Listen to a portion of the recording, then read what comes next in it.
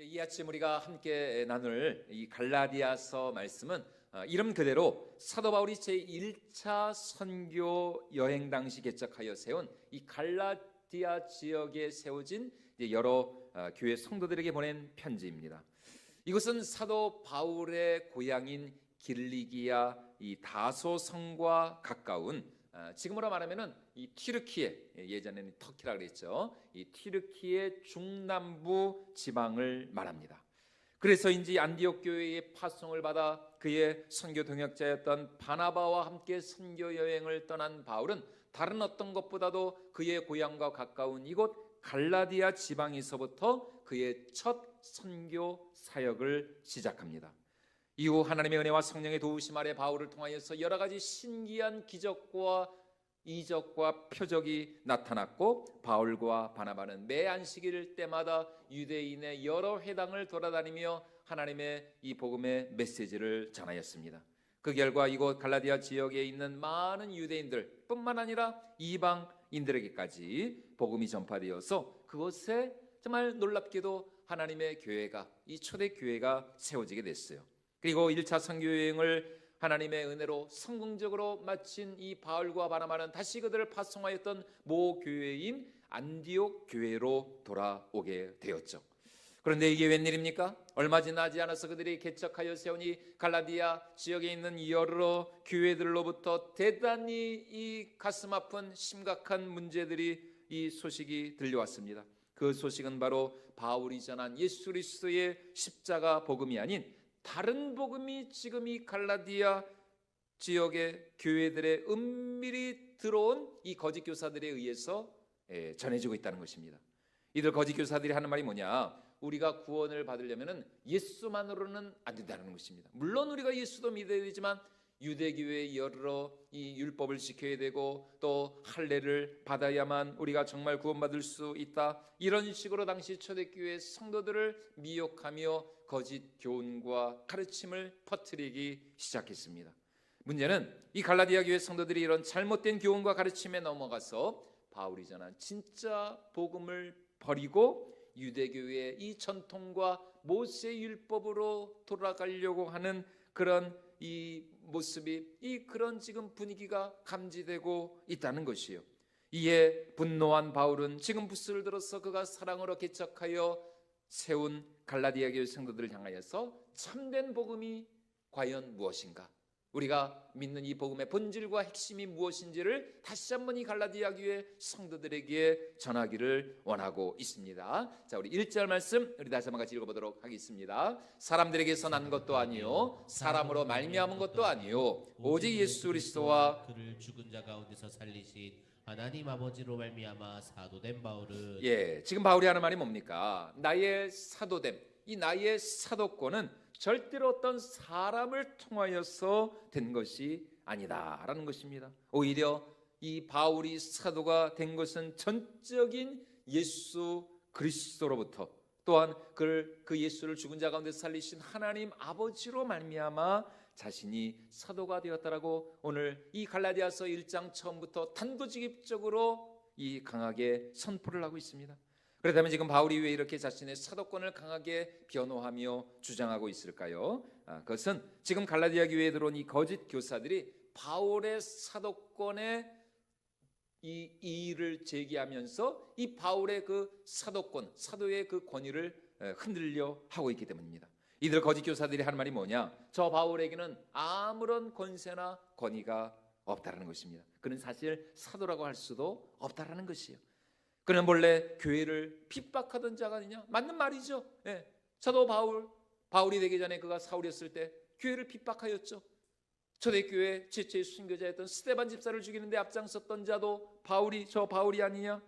그리고 그가 받은 권위라고 해봐야 고작 그를 파송한 저 안디옥 교회 사람들로부터 받은 것이 아니냐? 한마디로 말해서 이 사도 바울에게는 12사도와 같은 그런 사도적인 정통성이 없다라는 것입니다. 왜냐하면 예수님의 그 3년간의 공생의 사역 때 이 바울이 그 안에 있었던 것이 아니었기 때문이죠.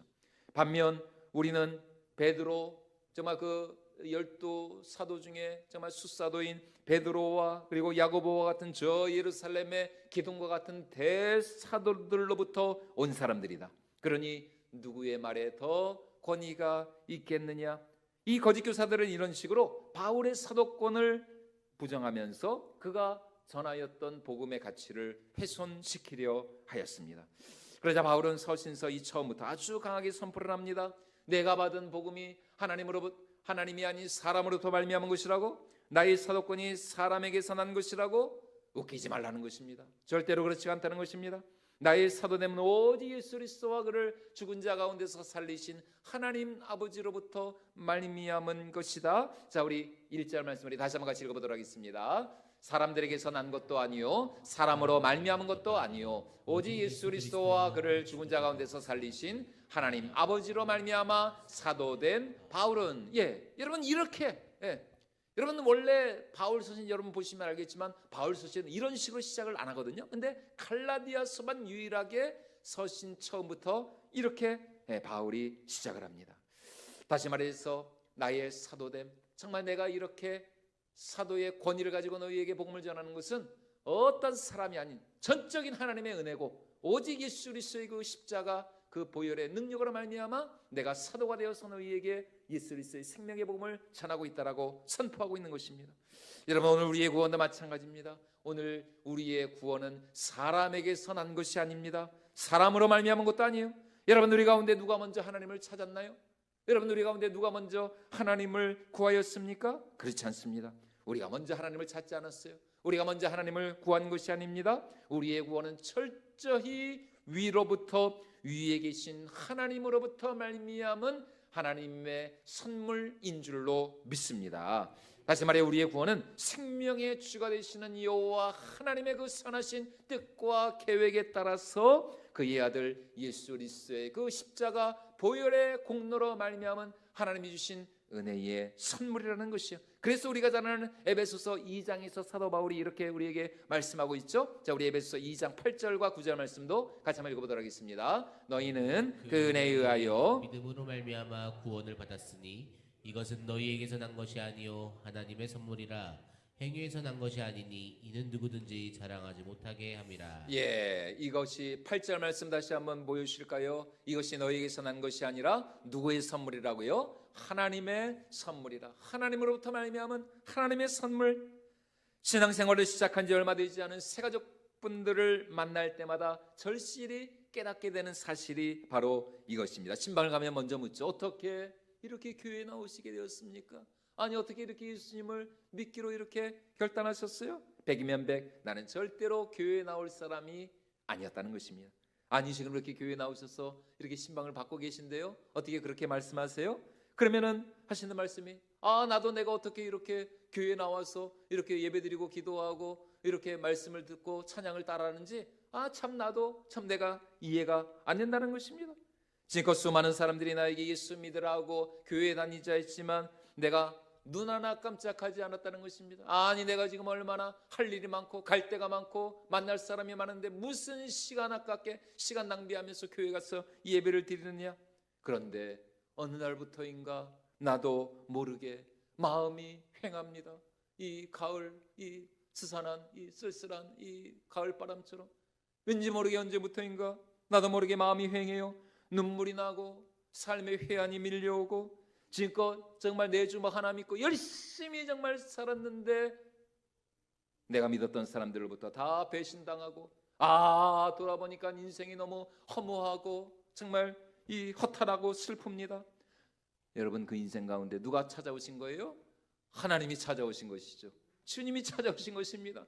인생이 진정한 의미와 목적을 발견하도록 하나님의 성령께서 역사하신 거예요. 그리고 바로 하나님은 그때 그분에게 예비된 전도자를 보내주셔서 이제 그분으로 하여금 교회로 인도하게 하시는 것이죠.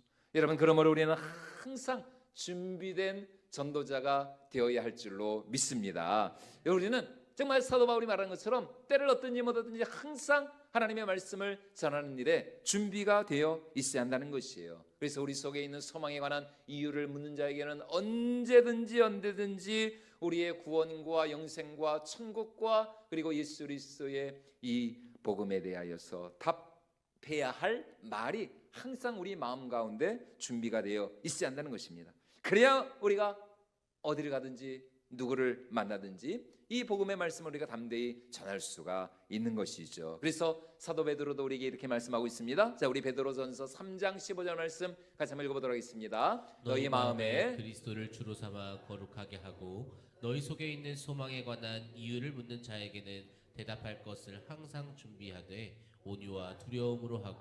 왜냐하면 언제 어떻게 하나님이 우리에게 예비된 영혼들을 붙여주실지 우리가 모르기 때문이에요. 그리고 하나님이 우리에게 그 영혼들을 붙여주실 때 우리는 절대로 머뭇거리거나 주저하거나 포기하지 말고 정말 하나님이 우리에게 붙여주신 그 한 영혼의 구원을 위하여서 꾸준하면서도 집요하게 그 영혼에게 복음을 전해야 한다라는 것입니다. 왜냐하면 각 사람들마다 하나님이 부르시는 또 교회에 나오게 하시는 그 때가 있기 때문입니다. 사람들마다 다 보면은 때가 있더라고요. 그래서 어떤 전도자는 정말 열심히 뿌리기는 하는데 거두는 건 별로 없어요. 근데 어떤 전도자는 세상에 그냥 별로 평소에는 그렇게 전도 별로 안 하다가 그냥 이렇게 한번 어떻게 그냥 무심코 그냥 교회 나자 그러는데 그냥 한번 교회 나자는데 세상에 그분이 그냥 바로 그냥 기다렸다는 듯이 이렇게 완전 그냥 얻어 걸린 거죠.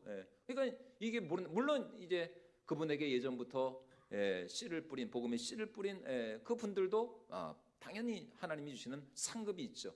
그런데 중요한 것은 각 사람들마다 이 교회에 나오는 때가 다 다르다라는 것입니다. 예전에 여기서 이제 멀지 않은 지역에서 식당을 운영하시던 이 40대 초반의 사장님이 한 분 계셨어요. 그 근처에 있는 그 교회 전도사님이 정말 1년 동안 매 주일마다 한 주도 빠짐없이 토요일마다 그 식당에 가가지고 밥을 먹었습니다. 왜 먹었을까요? 교회 나오라고, 우리 교회 같이 가자고 정말 매주 토요일마다 가가지고 점심을 드신 거예요. 그런데 이 사장님이 그때는 여러 가지 참 상황 때문에 교회 갈 형편이 안 됐던 것입니다. 그리고 1년 정도 지나니까 이 전도사님도 맥이 풀렸는지 이제 그 다음부터는 아이고 저번은 안 되는구나. 이제 나는 그냥 할 만큼 했다. 그리고 이제 그 다음부터는 이제 안 가신 거예요. 그런데 참 희한하죠. 그때부터 그러니까 그 전도사님이 이제 밥을 먹으러 안 오고부터 얼마 이제 조금 있다가부터 이제 이 사장님이 왠지 그냥 교회를 가고 싶다는 그런 마음이 들다라는 것입니다. 아니 그렇게 교회 가자고 할 때는 안 오더니 이게 왜 그래요? 그래서 실제로 어느 날인가 밤 12시가 넘은 시간에 이제 영업을 다 이제 마치고 정리하고 밤 12시가 넘은 시간에 가게 이제 영업을 마치고 나서 근처에 있는 교회 갔어요. 뭘 모르는 분이니까 교회에 대해서. 그런데 여러분 밤 12시면 교회도 영업을 마치잖아요. 교회도 영업 끝입니다. 그러니까 항상 여러분 교회는 문이 열려 있어야 됩니다. 열린 문에 축복이 있어야 돼요. 교회는 절대로 문이 닫혀져 있으면 안 돼요. 그렇게 한동안 교회에 대한 갈급함이 있을 때 마침 그 당시에 이제 제가 사역하던 교회에 이 전도자 집사님 한 분이 이제 우연히 이 사장님을 만나가지고 우리 교회 가자고 2번 얘기한 것도 아니에요. 한 번 우리 교회 가자고 했는데 세상에 그 사장님이 기다렸다는 듯이 교회로 온 겁니다. 언제 왔을까요? 밤 12시 식당 다 마치고 영업 종료하고 이제 그 다음 날 토요일 날 영업 다 마치고 이제 그 다음 날 그러니까 주일 아침 일부 예배 때로 오니 일부 예배를 와가지고 예배도 드리고 등록까지 하시고 참 하나님이 참 역사하신 것이. 그러니까 다 이렇게 여러분 사람들마다 다 때가 있다는 것입니다. 여러분 이처럼 오늘 우리의 구원이라고 하는 것은 여러분 사람의 생각과 우리의 지각을 초월하는 정말 전적인 하나님의 은혜요, 하나님의 주권이요, 하나님의 강권하심인 줄로 믿습니다.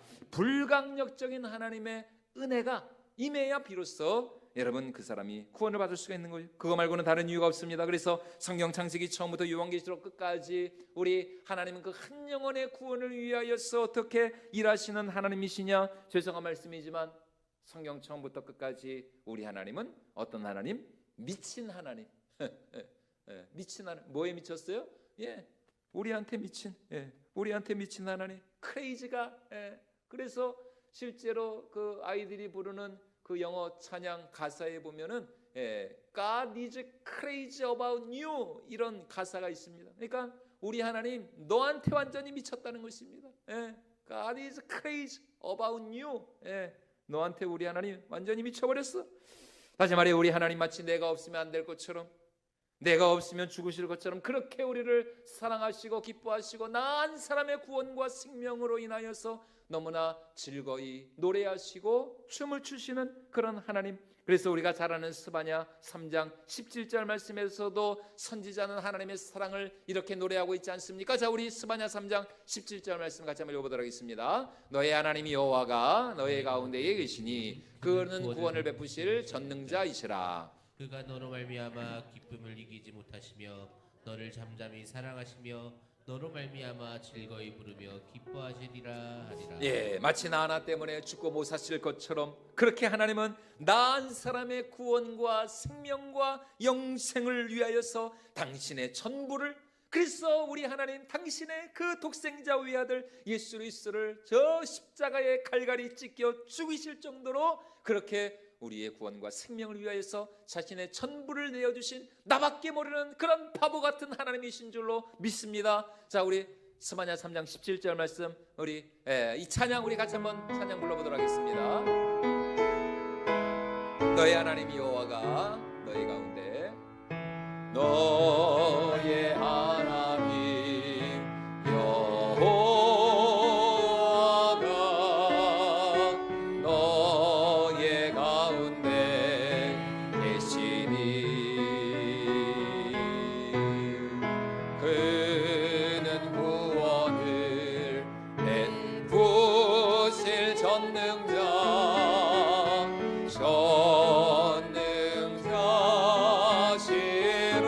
그가 너로 인하여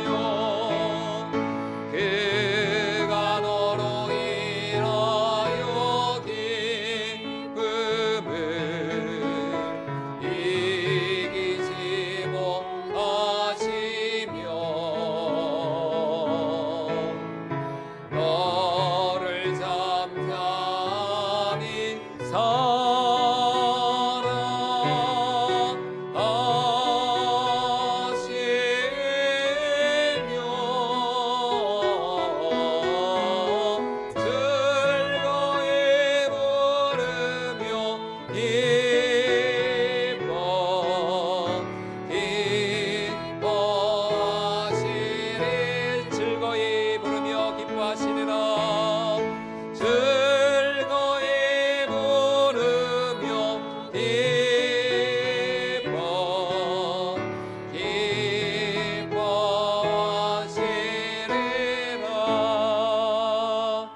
여러분, 세상에 어떤 사랑이 이런 우리 하나님의 사랑과 같을 수가 있겠습니까?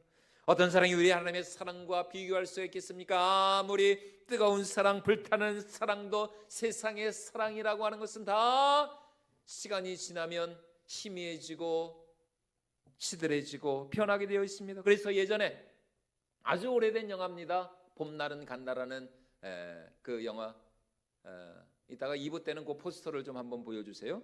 예, 봄날은 간다라는 그 영화에 보면은 이제 그만 헤어지자고 하는 그 여자 주인공에게 그 남자 주인공 유지태 씨였는데, 그 남자 주인공이 뭐라고 하는지 아십니까? 사랑이 어떻게 변하니? 아, 너무 처량해. 그냥 내가 대신 울어주고 싶어.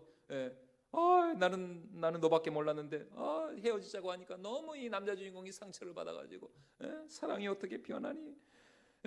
여러분, 그래서 여러분, 세상 사람들이 하는 말이 뭡니까? 처음에는 너 없으면 죽겠다라고 처음에는 그러다가 나중에 사랑이 변하고 나면 하는 말이 뭐예요? 너 때문에 죽겠다. 아이고 참, 진짜 그런 말 하지나 말지. 여러분, 그러나 우리 하나님의 사랑은 변함이 없는 사랑입니다. 영원한 사랑입니다. 여러분, 우리 하나님의 사랑은 끝이 없고 한결같은 정말 이 한결같은, 사람이 한결같기가, 우리는 한결같을 수가 없어요. 근데 하나님의 사랑은 한결같은. 만약에 오늘 아침에 하나님이 기분 나쁘다고 하늘에 해를 그냥 안 떠주게 해주시면 그냥 여러분, 그건 큰일 나죠, 큰일 나, 여러분. 하나님은 변덕스러운 하나님이 아니면 우리 하나님은 한결같은 하나님, 한결같이 우리를 사랑해요. 이런 우리 하나님의 사랑을 가장 잘 보여주는 것이 바로 우리가 잘 아는 누가복음 15장에 나오는 그 잃은 양 한 마리를 찾아 헤매는 목자의 비유입니다. 이미 자신에게 99마리의 양이 있어요. 그러나 여러분, 이 목자는 그 한 마리, 그 자신의 그 잃은 양을 찾기 위하여서 산을 넘고 강을 건너 골짜기를 헤맵니다. 그리고 그 양을 찾은 후에는 어떻게 합니까? 야, 너 이놈의 양새끼, 너 이거 어디 갔다 그냥 그냥 이렇게 나를 그냥 고생을 시키고 너 집에 가기만 해봐라. 여러분, 목자가 그랬나요? 아니요. 얼마나 그 한 마리 잃은 양을 찾은 그 기쁨에 감사하고 감격하면서 세상에 그 양을 어떻게 해요? 자신의, 여러분 저거 보이시죠? 야, 저 양은 아유, 저 양 저 무게도 꽤 될 것 같은데 저 양을 그냥 자신의 양 어깨에다가 얼마나 참 기쁘고 얼마나 좋았든지 저렇게 그냥 기쁨으로 하나도 힘든 내색 안 하고 말이죠. 그리고는 그 양 한 마리를 찾았다고 어떻게 합니까? 집에 들어와서는 온 동네 사람들을 다 불러 모아가지고 잔치를 베푼 잔치. 양 한 마리 찾았다고. 배보다 배꼽이 더 큰 거예요. 그만큼 이 목자는 그 양 한 마리를 너무나 아낀 것이죠. 정말 사랑한 겁니다. 그 양을 구하지 않고서는 견딜 수가 없었어요. 그리고 그 양 한 마리를 찾았을 때 너무 감사하고 감격한 마음에 온 동네 사람들을 불러 모아서 잔치를 열었던 것입니다. 오늘 우리 하나님도 마찬가지입니다. 하나님은 우리 위하여서 자신의 일부를 내어주신 하나님이 아닙니다. 그렇죠? 하나님이 자신의 일부를 내어주신 게 아니에요. 저 영원한 지옥불 속에 들어가서 죽을 수밖에 없는 우리를 구원하시기 위하여서, 만약 하나님께서 당신의 천사들 가운데 한 천사라도 우리를 대신해서 주셨다면, 여러분 그것만으로도 참 감사한 일 아닙니까? 우리를 대신해서 가브리엘 천사를 보내주셨다든가, 아니면 미가엘 천사를 내어주셨다든가, 참 그것만 해도 송구하고 감사한 일인데, 그러나 우리 하나님은 우리를 위하여서, 난 사람의 구원을 위하여서 자신의 생명인 예수 그리스도를 내어 주셨다는 것입니다. 그래서 오늘 4절 말씀에서 바울은 그가 전한 복음의 핵심을 이렇게 말씀하고 있습니다. 자, 우리 4절 말씀도 같이 한번 읽어보도록 하겠습니다. 그리스도께서 하나님 곧 우리 아버지의 뜻을 따라 이 악한 세대에서 우리를 건지시려고 우리 죄를 대속하기 위하여 자기 몸을 주셨으니, 자기 몸을 내어주셨다. 저게 중요한 말입니다. 그리스도께서 우리 죄를 대속하기 위하여 자기 몸을, 다시 말해 우리의 구원을 위해서 예수님은 자신의 생명을 내어 바치신 것입니다. 그러므로 복음이라고 하는 것은 여러분 결코 단순한 어떤 가르침이나 학문이나 사상이나 철학이 아닙니다. 여러분 그건 복음이 아니에요. 여러분 예수 그리스도의 복음이 무엇입니까? 그것은 바로 하나님의 아들께서 우리의 구원을 위해서 자신의 목숨, 자신의 생명을 내어 바친 역사적인 사건이라는 것입니다. 다시 말해 하나님 아들의 목숨과 생명, 그분의 피와 땀과 눈물을 우리를 위해 바친 것입니다. 왜냐하면 우리 힘으로는 절대로 이 죄와 사망의 권세로부터 우리가 벗어날 수 없었으니까요. 구원받을 수 없었으니까요. 여러분 물에 빠진 사람에게 지금 필요한 게 무엇일까요? 물에 빠져 허우적거리며 지금 저 물속에 빠져 죽어가면서 살려달라고 소리치는 그 사람에게 여러분 필요한 것이 무엇입니까? 여러분 그런 사람에게 12주 완성 수영 강좌, 여러분 그게 필요한가요? 어떻게 하면 수영을 잘할 수 있을까? 여러분 그런 수영 책자를 지금 물에 빠져서 허우적거리면서 빠져 죽어가는 사람한테 그 수영 책자가 뭔 소용이 있어요? 여러분 지금 그에게 필요한 거는 가르침이 아닙니다. 어떤 무슨 교양 강좌나 어떤 무슨 학문이 아니에요. 지금 그에게 필요한 것은 뭐예요? 누군가 직접 그 사람을 위하여서 그 물속으로 뛰어 들어가는 것입니다.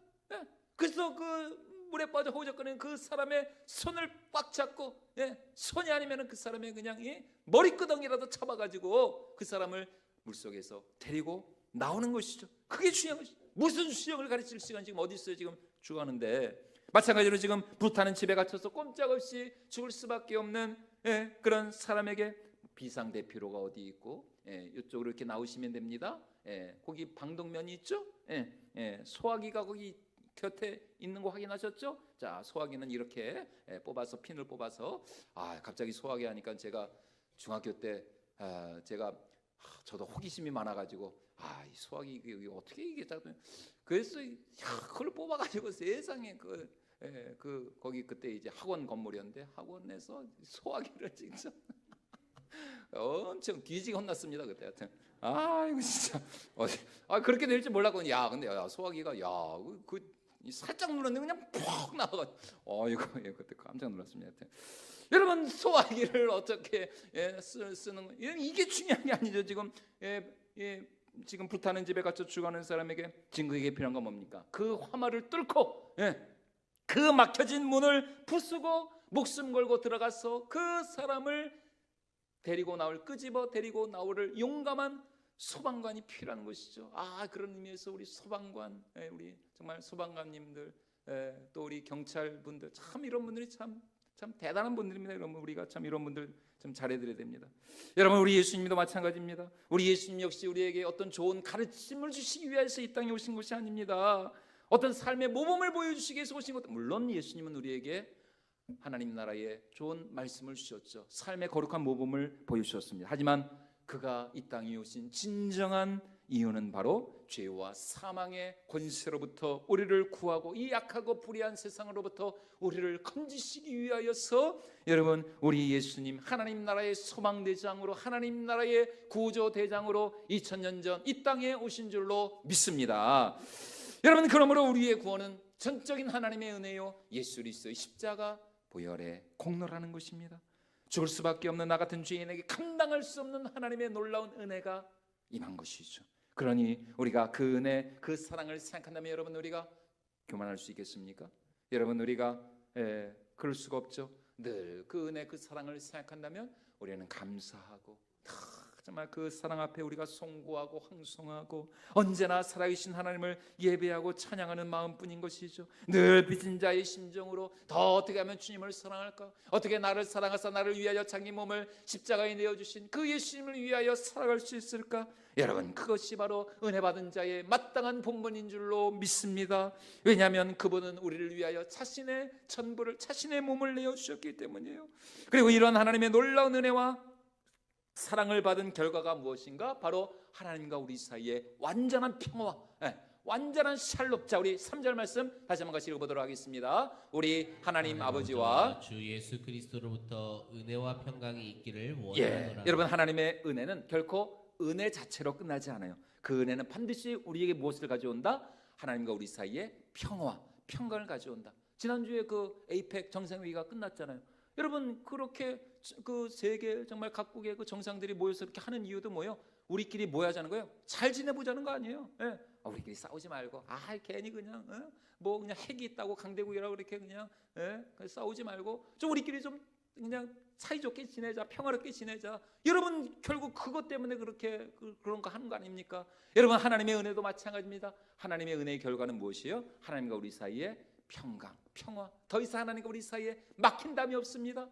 참 우리는 언제나 예수 그리스도의 그 보혈의 공로를 의지하여서 주의 은혜의 보좌 앞에 담대히 나갈 수가 있습니다. 그리고 우리가 그렇게 예배의 자리, 기도의 자리로 나올 때마다 하나님은 그런 우리를 기뻐하시고 즐거워하시고 또 우리의 모든 기도와 간구에 응답하시며 우리 삶을 가장 좋은 길로, 복된 길로, 생명의 길로 인도하여 주실 줄로 믿습니다. 여러분 이것이 바로 구원받은 성도의 강한 담대한 믿음이라는 것입니다. 다시 말해 우리가 하나님의 그 무한한 은혜와 사랑을 확신할 때 우리의 심령 가운데 평안이 임하고 평화가 임하고 샬롬이 임하는 것.